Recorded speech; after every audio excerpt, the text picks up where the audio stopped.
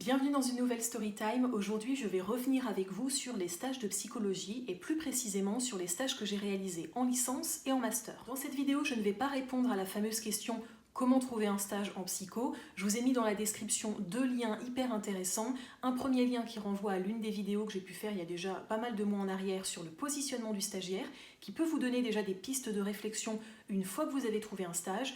Et je vous renvoie également à une deuxième vidéo réalisée par l'une de mes collègues Marion Télisson qui répond à la question comment trouver un stage en psycho. Je vais parler brièvement des stages que j'ai réalisés en licence, mais je vais plutôt accentuer mon propos sur les stages de master, déjà parce que ce sont des stages qui m'ont apporté beaucoup plus que ceux de licence. Vous verrez qu'il y a quand même des choses qui se sont passées en licence, heureusement du côté des stages, mais aussi parce que ce sont des stages qui ont été beaucoup plus longs, beaucoup plus pensés, beaucoup plus structurés, et pour le dernier stage, notamment en Master 2, qui m'ont permis d'avoir mon premier emploi. Concernant mon stage de L3, il était optionnel, c'est-à-dire que la fac ne nous imposait en rien le fait de réaliser un stage. C'était optionnel, donc ça ne nous permettait pas de valider notre année. Ça me semblait cependant hyper important et intéressant d'en faire un, d'autant plus que je faisais ma L3 en 2 ans pour rappel, ce qui me donnait la possibilité de réaliser des stages. C'est pour ça que lorsque j'ai eu la possibilité de réaliser un stage auprès d'une neuropsychologue en EHPAD, j'ai complètement sauté sur l'occasion. C'était par bouche à oreille que j'ai réussi à avoir ce contact-là, donc ne négligez surtout pas le bouche à oreille. Vraiment, dès que vous pouvez avoir la moindre information, c'est hyper important. Parlez-en à votre boulangère, parlez-en à votre coiffeur, dites que vous êtes à la recherche d'un stage parce que vous ne savez pas qui connaît qui et qui peut vous avoir possiblement un carnet d'adresses bien rempli. Donc ça c'est super important parce que moi, grâce à une connaissance, j'ai pu avoir le numéro de téléphone d'une directrice d'EHPAD. Je ne me suis pas gênée, je l'avoue, pour lui envoyer carrément un message en lui demandant si potentiellement la psychologue sur la structure pouvait encadrer un stagiaire. Et c'est donc comme ça que je suis arrivée, un peu fébrilement je dois l'avouer, sur mon premier lieu de stage. Ce qui a été un petit peu compliqué, c'est que du coup je connaissais un petit peu la directrice, on avait pas mal échangé, il y avait eu un très bon feeling, et pour le coup j'étais un peu cataloguée comme la stagiaire copine de la directrice, et c'était un petit peu plus délicat pour moi pour me positionner justement envers les équipes. Je précise que le positionnement a été très précaire puisque j'ai fait seulement un stage de 15 jours et comme je vous l'ai expliqué, j'ai fait une semaine sur une structure et une autre semaine sur une autre structure. Donc j'ai eu véritablement avec les équipes qu'une semaine pour m'adapter, ce qui était vraiment peu. Avec du recul, je me rends compte à quel point ça a pu être ridicule comme expérience de stage, mais ça m'a quand même permis de découvrir beaucoup de choses. La première des choses, c'est qu'au niveau de mon projet professionnel, ça m'a permis grandement de le détailler et surtout de savoir ce que je ne voulais pas être comme psychologue. C'est à ce moment-là que j'ai pris la décision de ne surtout pas être neuropsychologue, en tout cas psychologue spécialisé en neuropsychologie avec les personnes âgées. Pourtant, bien des années plus tard, lors notamment de mon premier emploi, j'allais être psychologue en EHPAD. Comme quoi, encore une fois, entre ce que l'on s'imagine une fois diplômé et ce qui se passe réellement, il y a un monde, il y a un univers. En tout cas, pour reprendre justement ce qui s'est passé sur ce stage-là, ça a été compliqué pour moi de m'intégrer aux équipes parce qu'encore une fois, j'étais celle qui connaissait la directrice. Je pense que les équipes avaient un peu peur que je puisse répéter des choses, bien que je n'allais strictement rien répéter. Déjà, je ne voyais pas grand-chose, donc je n'avais pas grand-chose à répéter. Mais c'est surtout que, en tant qu'éthique et déonto de futurs professionnels psychologues, ça me semblait quand même un petit peu compliqué d'aller cafeter ce que les aides-soignantes pouvaient dire entre deux couloirs ou ce que ma psychologue pouvait me confier en tant que tutrice de stage. Quoi qu'il en soit, ça a été hyper intéressant puisque du coup, j'ai compris que la pathologie et notamment les démences chez les personnes âgées me mettaient vraiment très mal à l'aise et donc j'ai beaucoup travaillé là-dessus.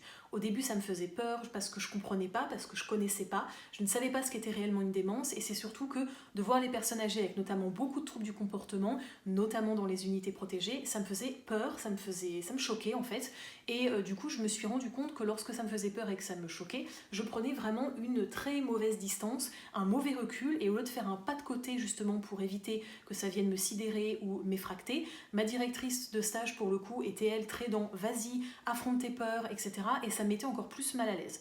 Donc c'est pour ça que ça a été très bien que cette première expérience, que ce premier stage ne dure que 15 jours. Déjà j'aurais pas pu faire plus parce qu'il fallait quand même que je me concentre sur mes cours, mon mémoire. Mais donc ce premier stage il a été très intéressant, il a été riche cliniquement mine de rien parce que j'ai vu pour la première fois ce qu'était une démence. La vraie démence, c'est-à-dire pas celle qu'on voit de temps en temps à des reportages à la télé, vraiment la démence pure des personnes qui sont atteintes de pathologies particulièrement handicapantes, mais également aussi des maladies neurodégénératives qui donnent des handicaps physiques. Je pense notamment à la maladie de Parkinson et également à la sclérose en plaques. Pour le coup, ça a été vraiment la première fois que j'étais autant confrontée aux personnes vieillissantes, aux personnes en plus qui avaient un vieillissement pathologique, qui était atteinte de tout un tas de pathologies hyper handicapantes, et ça m'a vraiment fait prendre conscience qu'il y avait vraiment cette notion de vieillissement normal et vieillissement pathologique. J'étais super contente et fière de pouvoir faire des liens entre ce que j'avais appris en cours et ce que je voyais sur le terrain. Donc ça, c'est super important. Dès que vous pouvez, faites-le. Interrogez votre théorie par rapport à la clinique et inversement. C'est hyper riche cliniquement, ça va vous apporter beaucoup et ça peut même nourrir les échanges que vous avez avec les équipes et principalement avec votre tuteur de stage. Concernant mes stages de master, alors là pour le coup ça avait tellement été facile pour moi de trouver un stage en licence que je me suis dit ça va être tranquille, c'est cool, prends ton temps pour chercher, fais un peu la difficile, etc. etc. Ce qui fait que je me suis pris 4 mois à l'avance pour mon stage de master 1. Ne faites jamais ça. Prenez 6 mois minimum, vraiment cherchez le plus longtemps à l'avance. N'hésitez pas à relancer, franchement balisez le plus large possible. Ne vous encapsulez pas encore une fois l'esprit à vouloir faire dans la même ville ou sur telle ou telle structure, etc. Ouvrez votre esprit, essayez d'être curieux et de vous interroger si dans telle ou telle structure ça pourrait être intéressant pour vous et notamment pour votre projet professionnel. Quoi qu'il en soit, pour ce stage de Master 1, j'ai commencé un petit peu à stresser parce que je me suis dit, tiens, c'est bizarre, à 4 mois de commencer ton stage, quasiment tous tes collègues, ou en tout cas tes camarades de cours, ils ont leur stage, toi t'as rien, etc., etc. J'étais très centrée sur un domaine particulier, à savoir tout ce qui était handicap physique et principalement douleurs et maladies chroniques, qui va devenir ma spécialité par la suite, mais bien évidemment à cette époque-là je n'en avais aucune idée. Mais en tout cas j'ai commencé à chercher très tardivement. Le fait de chercher très tardivement, ça va engendrer énormément de stress et j'avais vraiment pour le coup épuisé toutes mes cartes possibles. J'avais aucun joker, plus aucun contact. J'avais vraiment balisé tellement loin que je m'étais moi-même perdue dans ce que je recherchais réellement. Et c'est pour ça que j'ai commencé vraiment à stresser et à angoisser. L'année de Master 1 était déjà hyper angoissante parce que pour rappel, je passais la sélection à la fin de cette année, là où maintenant, bien évidemment, la sélection a lieu à la fin de la licence. Donc je me disais, ça y est, tu n'as même pas de problématique de mémoire, tu ne sais pas sur quoi tu vas pouvoir travailler, comme tu n'as pas de stage, tu ne vas même pas pouvoir tester sur le terrain, en tout cas tester tes théories sur le terrain en pratique. Tout était mélangé, tout était intriqué et en fait, le centre de ce problème, c'était le fait que j'avais pas de stage. Donc ça a été de plus en plus compliqué pour moi de pouvoir m'imaginer valider mon Master 1 sans stage. Là où pour le coup, bien évidemment, le stage de Master 1, c'était minimum 200 heures et si on ne réalisait pas de stage, on ne validait pas notre année, donc ciao la sélection. Donc c'était encore une fois très angoissant et c'est pour le coup quelque chose qui revient souvent, quand on est angoissé, on fait mal les choses. Donc j'ai demandé de l'aide, là mes professeurs ont été hyper réceptifs, ils m'ont vraiment accompagné, ils m'ont vraiment aidé dans la recherche de stage en me donnant notamment des pistes. Il s'avère que toutes ces pistes étaient un peu foireuses dans le sens où soit le psychologue ne prenait pas de Master 1, c'est souvent l'excuse que les psychologues trouvent, c'est souvent vrai, hein, bien évidemment on donne la priorité soit au L3 maintenant pour qu'ils aient un stage et qu'ils valident mieux la sélection, soit pour le coup au Master 2 parce que ça reste un stage validant au niveau du titre de psychologue. Donc le stage de Master 1 c'est un peu un espèce d'entre-deux, on ne sait pas trop si pour le coup on doit donner la priorité au M1, etc. Mais quoi qu'il en soit, moi on me disait toujours non on prend des Master 2 ou des L3, non vous n'avez pas assez d'expérience, non finalement on a déjà nos stagiaires, non finalement on prend plus de stagiaires, enfin plein d'excuses, ce qui fait qu'arrivé décembre, arrivé au moment des premières partielles, je n'avais toujours pas de stage, là où certains de mes camarades de classe avaient déjà commencé leur stage depuis octobre-novembre. Donc ça commençait sérieusement à me stresser, sachant que plus je tardais à avoir mon stage, plus le nombre d'heures que j'allais devoir caser entre les cours, la vie perso, parce que pour rappel c'est hyper important de continuer de sortir, de voir ses amis, de profiter de sa famille et de prendre du temps pour soi aussi, ça commençait vachement à me stresser, en plus il y avait la sélection, donc là c'était la catastrophe comme on dit. Donc j'ai commencé vraiment à angoisser, mais vraiment dans le très mauvais sens du terme si vous voyez ce que je veux dire, j'étais complètement paralysée et ça m'angoissait beaucoup. C'est alors que je me suis souvenu que durant mon stage de L3, j'avais participé à un colloque sur les douleurs du sujet âgé. Et dans ce colloque-là, il y avait une médecin qui intervenait dans un centre antidouleur. Et donc là, j'y suis allée un peu au culot, je me souviens très bien sur son PowerPoint, et j'avais pris une petite capture d'écran, enfin une petite photo de ce PowerPoint-là, il y avait son adresse mail. Et là, je me suis dit, tu tentes le tout pour le tout, et j'ai envoyé à cette professeure qui, pour le coup, dirigeait un service entier, du haut de mes 20 ans, un message en la suppliant, vraiment. C'était très mal formulé, hein. J'ai encore relu le mail il n'y a pas longtemps parce que je les ai conservés. C'était très mal formulé, donc prenez le temps de bien penser vos emails, prenez le temps de bien construire, encore une fois, de faire un CV et une lettre de motivation qui réellement vous représente et qui montre réellement votre motivation. Et pour le coup, j'avais fait un email complètement stupide où j'imitais vraiment en fait toute mon angoisse en lui disant que c'était la dernière carte, mon dernier joker c'était elle, qu'il fallait absolument qu'elle m'aide, au moins qu'elle me donne des contacts. Et je n'ai pas eu de réponse avant 3 semaines, donc je me suis dit c'est mort, tu n'auras jamais de réponse. Et au bout de 3 semaines, j'ai eu un email où elle m'a dit si tu veux, la psychologue de ma structure est ok pour te recevoir. Donc là, je me suis dit, mais comment c'est possible? Et je me sentais, alors là, pour le coup, niveau syndrome de l'imposteur, niveau maximum, je me disais en quoi t'es légitime, t'as envoyé un message à une médecin, tu connais même pas la psychologue, j'avais même pas échangé avec la psychologue, j'ai dû passer par le secrétariat pour prendre rendez-vous, j'avais eu zéro contact avec cette psychologue-là, et du coup c'était hyper galère en fait, dans le sens où je me disais je ne sais pas à quoi m'attendre, j'ai eu aucun échange, je connaissais à peine sa pratique, donc j'ai regardé vite fait sur internet quel était le rôle et les missions du psychologue, notamment au centre antidouleur. Je connaissais rien aux douleurs chroniques, je connaissais rien notamment à tout ce qui était psychotrauma lié bien évidemment à l'apparition par exemple d'une maladie somatique. Je ne connaissais rien de rien. Et pour le coup, quand je me suis pointée à l'entretien, ça a été vraiment hyper compliqué parce qu'elle me demandait de justifier pourquoi je voulais faire mon centre antidouleur, de justifier pourquoi telle chose ou pourquoi ceci, cela, et je ne savais pas quoi répondre.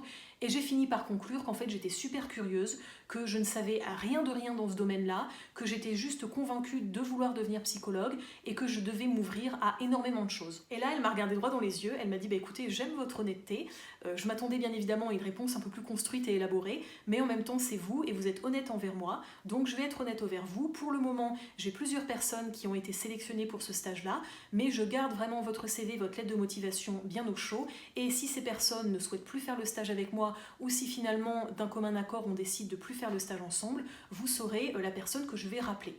Donc là je me suis dit bon, elle a déjà sélectionné des gens, ça va pas être faisable avec moi, tant pis, mais au moins je m'étais déjà expérimentée à un entretien de stage, ce qui est non négligeable. Prenez toujours toute expérience comme quelque chose d'hyper valorisant. Peut-être que vous n'allez pas être pris, mais au moins ça vous fait un super entraînement. Et quelques semaines après, j'ai eu la super bonne nouvelle de recevoir un coup de téléphone. Elle m'a appelé directement pour me dire en fait que elle avait pas pris les autres stagiaires, que c'était moi qu'elle voulait, qu'il y avait eu un bon feeling et que du coup elle était super contente parce qu'elle allait avoir plein de choses à m'apprendre. Elle était aussi très intéressée quand même par mon parcours, puisque du coup j'avais quand même bien orienté ma clinique vers justement tout ce qui était vieillissement, et il recevait en centre antidouleur de plus en plus de personnes âgées ou en tout cas de seniors qui présentaient des douleurs chroniques, etc. Elle avait été également particulièrement intéressée par la thématique de mémoire. Entre deux, heureusement, j'en avais trouvé une qui s'intéressait à la mastectomie et à l'image corporelle de la femme. J'ai donc commencé ce stage de Master 1 très stressée mais hyper enthousiaste. Il fallait vraiment que je compresse ces 200 heures de stage. Il fallait en même temps que je fasse passer les tests, les bilans, notamment les bilans projectifs à toutes les patients qui allaient être inclus dans mon étude pour remplir justement mon fameux mémoire. Donc c'était vraiment beaucoup de choses. Ça a été hyper intéressant puisque le stage était très bien réparti. On avait lundi, mardi, mercredi de cours et jeudi, vendredi de stage au deuxième semestre. Donc j'avais vraiment tout le début de ma semaine qui était très centré sur la théorie et ensuite j'avais la fin de la semaine pour être sur mon lieu de stage et ça c'était trop bien.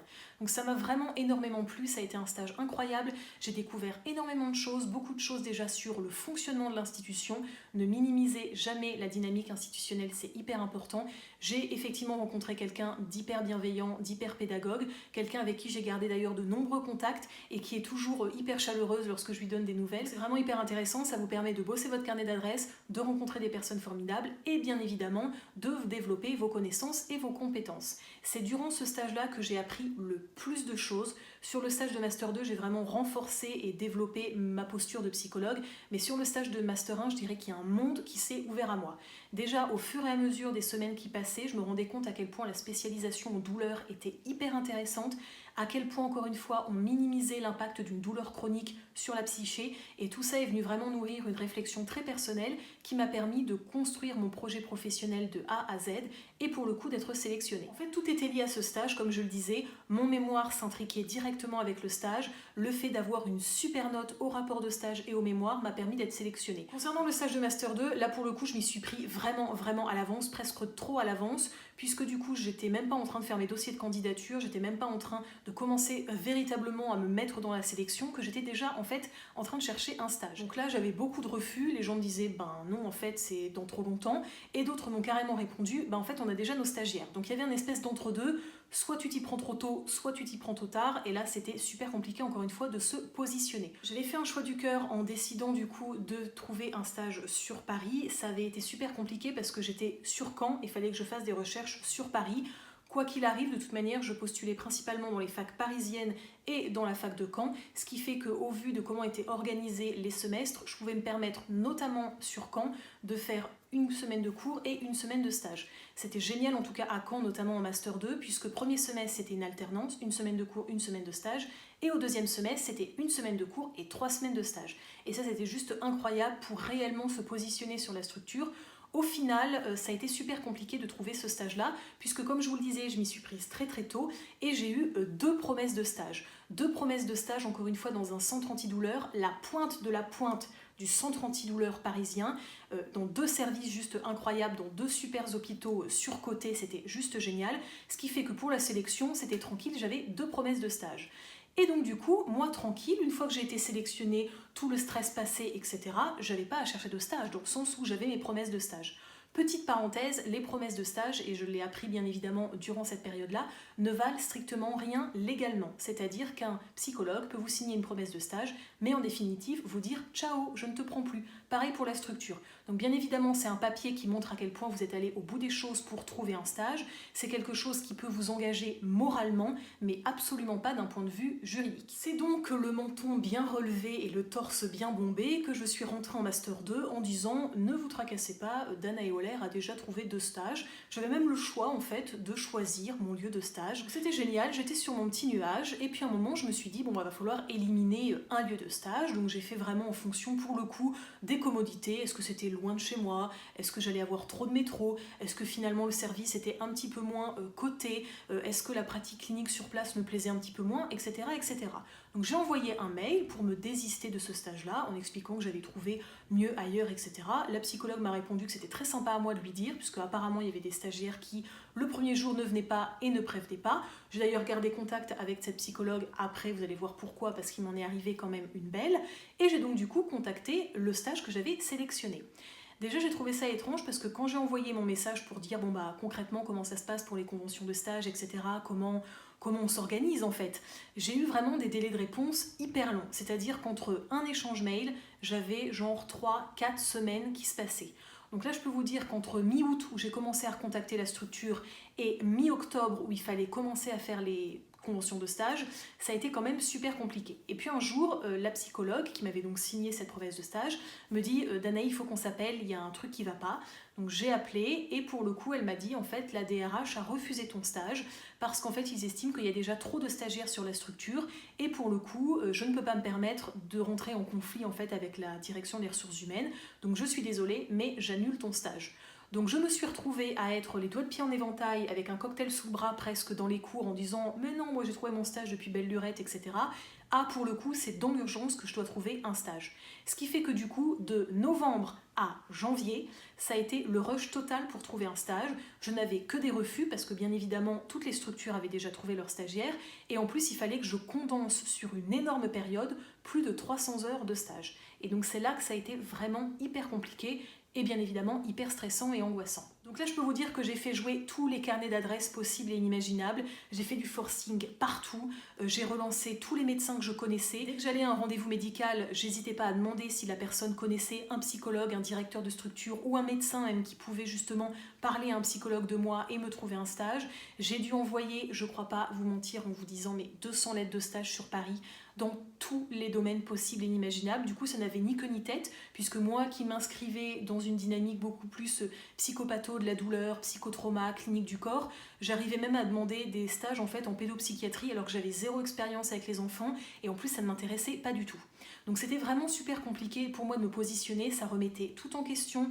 Encore une fois, l'année de Master 2, c'est pas une année cadeau, c'est pas une année qui est donnée. Il faut vraiment bosser son année de Master 2 pour avoir le titre de psychologue. Ça coule de source, mais c'est quand même important de le rappeler. Il y a un mémoire, il y a un gros stage, il y a des cours à bosser. À cela s'ajoute le stress, pourquoi pas de la recherche d'emploi, le stress de valider. Enfin, c'est pas une année facile. C'était super délicat pour moi, encore une fois, de me positionner correctement, de savoir où chercher, de savoir comment chercher. Et la panique était pas à son summum, parce que la panique avait été à son summum pendant la sélection. Là, j'étais quand même tellement soulagée d'être sélectionnée que ça allait un peu mieux. Mais n'empêche que, encore une fois, syndrome de l'imposteur, angoisse, troubles anxieux, tout ça, c'était hyper activé. Et puis un jour, j'ai vu une annonce sur Facebook d'une psychologue qui cherchait en libéral un stagiaire. Donc moi, de toute manière, les stages en libéral n'étaient absolument pas pris en compte par mon université, mais je me suis permise de la contacter puisque cette psychologue, elle était spécialisée en douleurs chroniques. Donc déjà, on avait énormément échangé. Je vous avoue que j'avais un petit peu leurré parce que je m'étais dit, je vais pas tout de suite lui demander un stage, je vais quand même m'intéresser à tout ce qu'elle fait, prendre des infos sur son parcours, prendre des infos sur sa spécialité et possiblement à un moment donné lui poser la question si elle a des contacts en milieu hospitalier qui peuvent prendre une jeune stagiaire de Master 2. Donc je vous avoue que j'ai fait un petit peu de manipulation, je pense qu'elle s'en est largement rendue compte, elle n'était pas dupe, mais en tout cas on a très longuement échangé et un jour je lui ai posé la question fatidique, je suis en recherche de stage, c'est ultra la galère, j'ai envie de trouver un stage en centre antidouleur ou en tout cas dans une structure qui s'en rapproche le plus. Je suis hyper intéressée par les pratiques psychocorporelles que j'avais d'ailleurs largement découvert et puis pu mettre en place en stage de Master 1. Et du coup, c'est à ce moment-là que j'ai commencé à me dire il va falloir que tu te spécialises là-dedans post-master.